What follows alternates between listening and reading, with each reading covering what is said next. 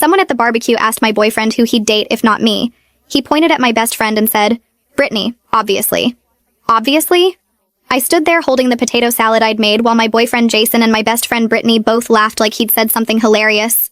We were at our friend Tom's annual summer barbecue with about 30 people, and Jason had just announced to everyone playing the stupid drinking game that he'd pick my best friend if I didn't exist. Come on, babe, it's just a hypothetical question. Jason took another swig of his beer while Brittany tucked her hair behind her ear, the way she always did when she was pleased about something. Besides, Brittany and I have so much in common. It makes sense. No offense, babe, but she doesn't nag about video games or get stressed about work stuff. Brittany giggled and touched his arm. Stop it, you're making me blush. She was loving this attention in front of everyone. But yeah, we do vibe really well. Remember that concert last month? The concert I couldn't attend because I was working overtime to afford Jason's birthday present. You two went to a concert together? I asked, and several people looked surprised. Jason rolled his eyes. You were busy like always. Brittany stepped up. That's what friends do. We should tell her about the other thing, Brittany said, then covered her mouth like she'd revealed a secret. What other thing? I set down the potato salad because my hands were shaking.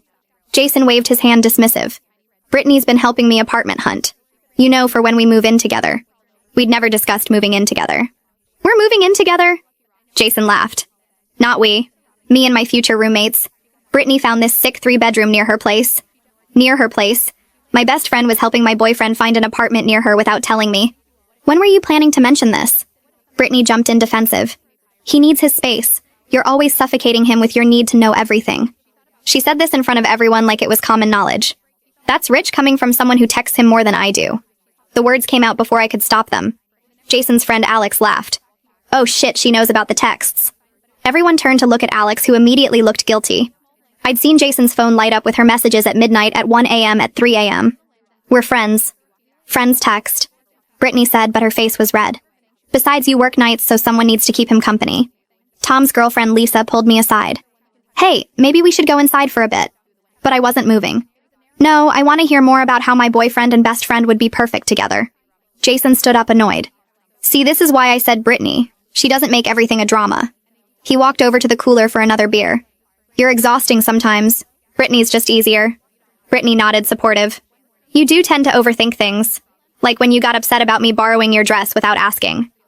The dress she'd worn to Jason's cousin's wedding that I wasn't invited to, because they only had one extra spot. You went to his cousin's wedding? People were really uncomfortable now, but Jason and Brittany seemed oblivious. You were working. Again. Someone had to be my +1. Jason said like this was reasonable. Brittany looked amazing in that dress, by the way. Better than when you wore it to your work thing.